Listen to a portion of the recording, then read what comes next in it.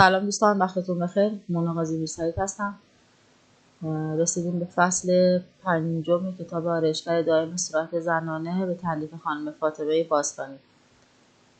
در این بخش می‌خوایم در رابطه با آرایش دائم ابرو و هاشور یه سری اطلاعات کسب کنیم. چند نکته اساسی در رابطه با آرایش دائم ابرو طبیعی برامون اینجا گفته تا جایی که امکان داره آرایش دائم رو روی خود ابرو در بین موهای ابرو، جاهایی که خالیه انجام بدید. خارج از محدوده ابرو در قسمت‌های بالا و پایین دست نزنید تا مشتری در صورت دلخواه بتونه ابروهاشو حالا یا نازک بکنه یا پهن‌تر بکنه یا فرم ابرو رو تغییر بده. زمان قیچی زدن موهای ابرو باید ابرو رو به طرف بالا شونه کنیم و نوک موها رو قیچی بزنیم طوری که با خط دائم آرایش فاصله داشته باشه و خیلی مماس بر خط آرایش دائم نباشه. از رنگ استفاده کنید که به ابرو نزدیک باشه به رنگ ابرو. که من معمولا از رنگ قهوه‌ای سوخته استفاده میکنم که قرمزی نداشته باشه. این رنگ ابرو برای ابروهای مشکی تا قهوه‌ای بهترین گزینه است، زیرا با هر رنگی که بعد از اون آرایش دائم استفاده بشه هماهنگه. نکته‌ای هم گفته که آرایش دائم ابرو در طراحی دائم کمترین عارضه رو داره و نسبت به اون آرایش لب و چشم داره عارضه‌های بیشتریه. از تیغ کشیدن روی قسمت‌های تحت‌های ابرو هم گفته خودداری کنید. یه سری مراحل پیشنهاد داده قبل از شروع کار. گفته مشتری رو دعوت کنید بشینید، دستکش لاتکس بپوشین، آرایش صورت تمرکز کنید و چهره رو از نظر فرم هندسی و اجزایش بررسی کنید. از محلول بی‌حسی روی پوست استفاده کنید. لوازم و تجهیزات کارتون رو آماده کنید. از لوازم یک بار مصرف استفاده کنید و تمام تجهیزات شما استریل باشه که مشتری احساس آرامش داشته باشه. رنگ مورد نظرتون رو آماده کنین. ماده بی‌حسی که روی پوست زدین رو پاک کنین. با مداد طراحی رو به دلخواه مشتری بکشین و حتما بررسی کنین که قرینه باشه. رضایت‌نامه رو گفته حتما قبلش به دست مشتری بدین تا امضا کنه. از سلامت پوست مشتری مطمئن بشین و زمانی که از طراحی صورتش راضی بود شروع کنین به کار کردن. در حین کار گفته چند مرتبه حالت نشسته با زاویه 90 درجه کار رو چک کنید. طرح مورد نظر رو چند مرحله انجام بدین تا کامل بشه. به بین کار تایید مشتری رو حتما بگیرید، بعد ادامه بدید. در جلسه اول بیشتر از اندازه گفته روی طرح کار نکنید. توی جلسه های بعدی طرح کامل کنید، چون اون موقع تورم داره پوست و توی مراحل بعدی خیلی بهتر انجام میشه. راهنمای مراقبت در منزل رو حتما به مشتری بدین. تمام لوازم یه بار مصرف همون لحظه جلوی مشتری دور بریزید. محل رو تمیز کنید و ضد عفونی کنید. هنگام انجام آرایش دائم برای اینکه ترشح مایع لنف کار رو تاثیر قرار نده گفته حرکت دست از قسمت بیرون به داخل انجام بشه، زیرا جریان ترشحات به عقب خواهد بود. و حین مراحل آشور آرایش دائم بی‌حسی بزنید و مکث کنید تا این بی‌حسی اثر کنه. پوست رو حتما ضد عفونی کنید با استفاده از قلم طراحی مناسب و با توجه به چهره و خواسته مشتری طرح رو بکشید. در ساعت موافقت مشتری کار رو شروع کنید. 3 الی 7 هاشور بزنید. در حال نشست ابرو رو چک کنید. نتیجه رو به مشتری نشون بدید. دوباره ادامه بدید.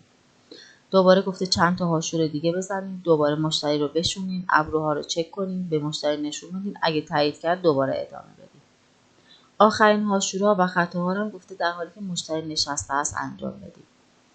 و مراقبت های بعد از آرایش هم که حتما به مشتری یادآوری کنید.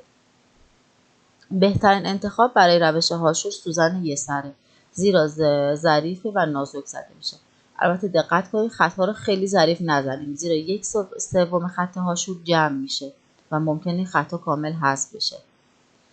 برای نتیجه بهتر از خطایی استفاده کنید که پس از بهبودی اندازه خطای نرمال بشه و در هر صورت کلفت هم کار نکنید، چون کار خیلی غیر طبیعی میشه. میگه توی نقطه موی زیادی نکشین. دوام هاشور به فشار دست و سرعت عمل پیگمنتر بستگی داره. برای انجام هاشور در پوست‌های چرب سرعت دست رو گفته خیلی کم کنید، زیرا با سرعت زیاد در واقع فقط در پوست زخم ایجاد میکنید و در ظاهر انگار که این هاشور رو انجام دهید در واقع هیچ کاشت رنگی انجام نشده.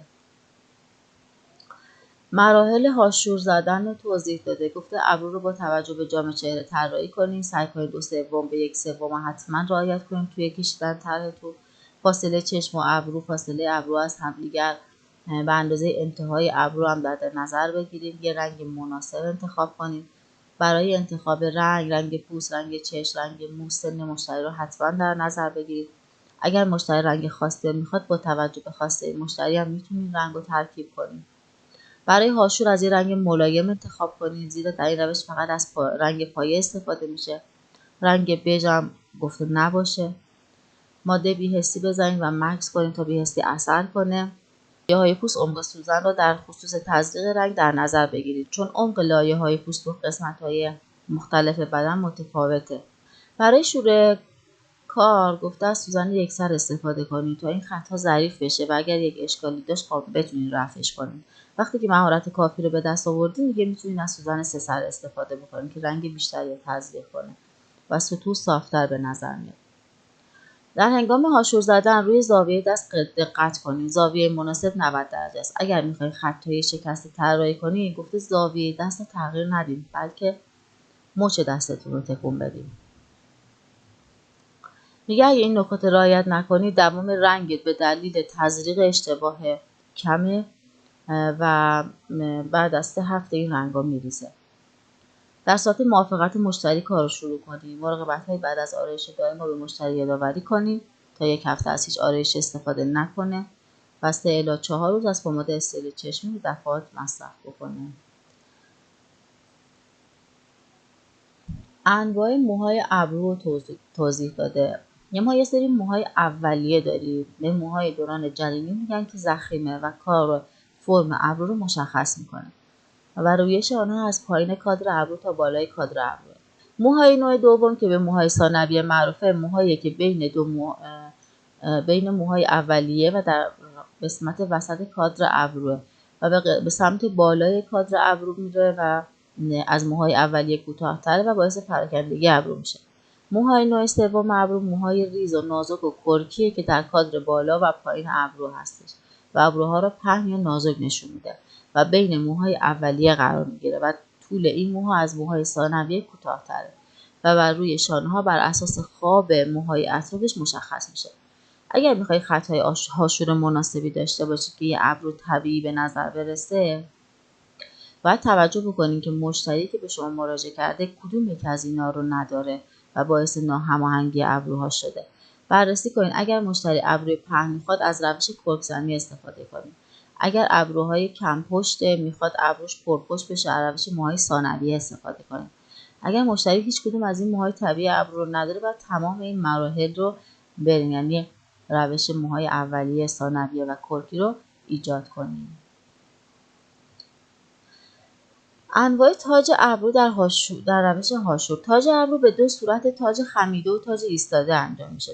تاج خوابیده با زاویه 45 درجه است. تاج ایستاده با زاویه 90 درجه است. به خاطر داشته باشید 3 الی 5 تار موی اولیه فرم تاج ابرو رو مشخص میکنه. برای انجام مدل تاج ابرو به فرم صورت و حالت چشم مشتری خیلی توجه کنید. برای بی‌حس کردن بیشتر از اسپری بی‌حسی هم میتونید استفاده کنید. مقدار بی‌حسی رو گفته روی پد اسپری کنید و روی موزه قرار بدید و مکس کنید. دوباره کار رو شروع کنید. نحوه سایه زدن با دستگاه روی پوست مصنوعی طبیعی. پوست مصنوعی جهت تمرین کردنه. این پوست به صورت طراحی شده که یا بدون طراحی توی بازار وجود داره یا یه سری طرح‌های اولیه روش هستش. پوستایی که طرح نداره، اول مدل مورد نظر روش طراحی بکنید، بعد شروع کنید به سایه زدن. این کارم گفته با سوزن 3 سر انجام بدید. ترکیب رنگ مورد نظر رو انتخاب بکنید و روی پوست مصنوعی چند بار تمرین کنید، سپس روی پوست طبیعی کار کنید. روش توپی و سایه زدن ابرو به صورت دورانی انجام میشه و پس از اون با روش رفت و برگشت کامل میشه تا فضای طراحی شده پر بشه. تمام مرحله‌های پیشنهادی قبل و حین کار آرایش هم گفته انجام بدیم. نحوه هاشور زدن با دستگاه روی پوست طبیعی و مصنوعی. یکی از طبیعی‌ترین روش آرایش دائم روش هاشوره که امروزه خیلی طرفدار زیادی پیدا کرده. برای انجام هاشور دستگاه رو به صورت عمودی نگه دارید و به آهستگی به طرف بالا ببرید و به تدریج زاویه خط‌ها رو تغییر بدید و خط‌ها رو مورب و با فاصله کم ایجاد کنید. که در انتهای ظاهری خوابیده و صاف نشون بده. برای اینکه در انجام هاشور خبره بشیم بهتر اول روی پوست مصنوعی تمرین کنیم. از حرکات رفت و برگشت استفاده نکنیم چون ممکنه دقیقا نتونیم روی خط قبلی حرکت کنیم و خطهای هاشور کلوف و غیر طبیعی بشه. برای هاشور از سوزن یکسر استفاده کنیم زیرا ظریف‌تر است و موهای نازک را در پایه قرار دهیم. دقت کنیم در یک نقطه موهای زیادی نذاریم. از کشیدن زیاد خطهای هاشور برای ابروهای کمپشت خودداری کنیم. در جلسه اول هاشور کمتر و در جلسه دوم میتونید هاشور رو بیشتری بزنید اگه دیدین نیاز داره. ابروهای کوتاه رو میتونید بلند کنید. ابروهای ناهماهنگ رو شکل بدین و هماهنگ کنید. ابروهای نازک رو میتونید تقویت کنید. ابروهای کمپشت رو میتونید توپر کنید و ابروهای باریک رو میتونید پهن کنید با این روش.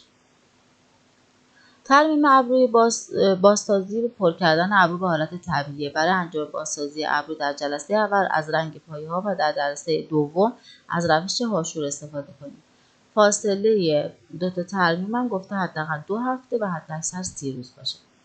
برای انجام بازسازی ابرو از یک رنگ ملایم استفاده کنید. سوزن 3 سر که کاشت رنگ رو نرمتر انجام میده برای این کار خیلی مناسبه. گفته زیاده روی در انجام ترمیم هم بپرهیزید. عمق سوزن در محو شدن رنگ ابرو بیشتر و موثرتره. ثبات رنگ آرایش دائم ابرو 1 تا 2 ساله. ابروی باریک چهره را با حالت نشون میده. ابروی خیلی کوتاه چهره رو بی حالت نشون میده. ابروهای پرپشت با چشمهایی که به هم نزدیکه چهره رو عصبانی نشون میده. ابروهای متمایل پلک رو افتاده نشون میده. در مرحله اولیه طراحی اولین رنگی که استفاده میشه رنگ نسبتاً روشنیه. خب این فصل هم به پایان رسید. تا فصل بعدی خدا نگهدار.